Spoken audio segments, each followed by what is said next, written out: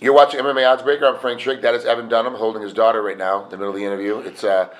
I made a mistake and I was supposed to interview Evan yesterday, but I was a half hour. I had our times mixed up. I was a half hour late, and his response was, "I was ready, on time.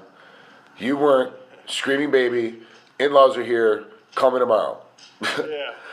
Is that the? Yeah, that pretty much sums that up.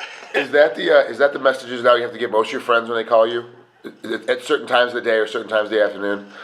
Yeah, it just depends. It's a real busy weekend. My wife just started a business with like new kids consignment. They do events like every other month, and it's also this weekend. So Wow. it's got lots going on, So you're okay. How do you find time to rest and relax? Because as an athlete, you got to find time to kind of calm down and chill down in between practices. Yeah, I just try to make time. It's usually a lot more mellow when my wife doesn't have her events going on and stuff. It's there's my daughter. By the Hi, way. sweetie. Say hi.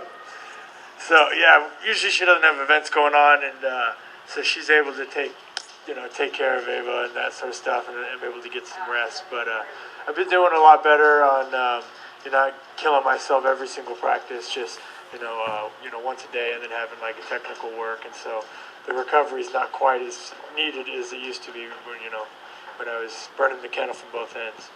You get ready to fight Donald Cerrone at UFC 167 here in Las Vegas, so at least you don't have to travel too far away for this one at the MGM. Both of you guys, if I remember correctly, both of you guys have a loss. Your last fight was a loss to the same guy. Yeah, I didn't lose that last fight, so Yeah. I'm sure you saw the fight, and so in my opinion, he's coming off a loss to Dos Anjos, and and I'm not. It was just a couple dumb judges decided to take half my money that night. So Yeah, that was a really weird situation. Like, why?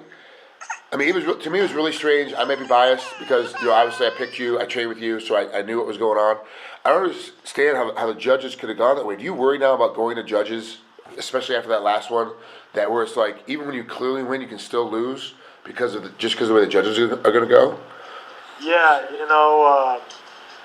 after the Gleason fight, I was very confident I won, but when they announced my name, it was kind of like almost a surprise to me because you don't know, what they're going to do a lot of the time. So it's frustrating in that aspect. But at this point, I've talked to so many guys. I used to kind of get down on it, and be, kind of like, well, what if they would have gave me the decision? They should have gave me the decision. Where should I be career-wise and that sort of stuff. But I talked to so many guys at the same level that have had fights just like that, and there's almost every single guy that I talk to at a high level has been, technically robbed at some point. So, I kind of look past that stuff now, and, I'm just planning on going out and fighting and not leaving it to the judges at all in this fight.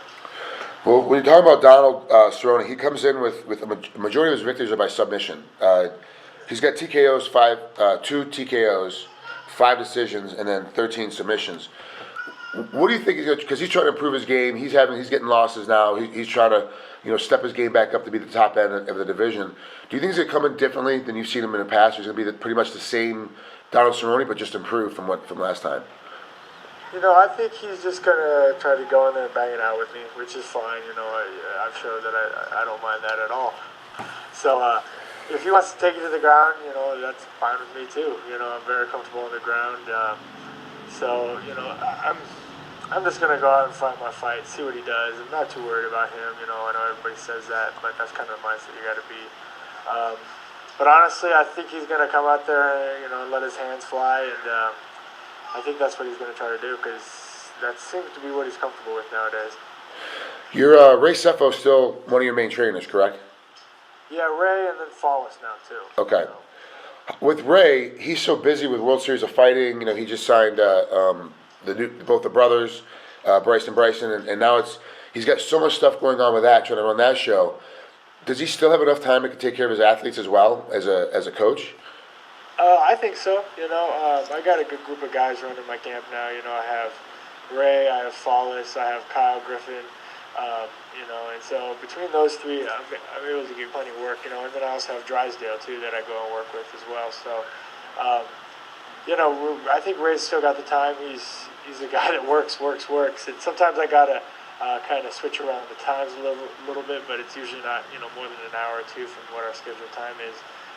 But between him and Flawless, they give me all the work that I need. So it's Ray's a busy man, and trying to make things happen, and so you got to respect that. And so I just try to give him as much space as I can while still being able to get the work that I need. Well, Evan, thanks for taking a couple minutes to talk to us here at MMA Oddsbreaker. Good luck next week. I'll see you down there. I'll actually be working the event, so I'll see you over there. Cool. Well, thanks, Frank. Good to see you. You got it, bud. Talk to you soon.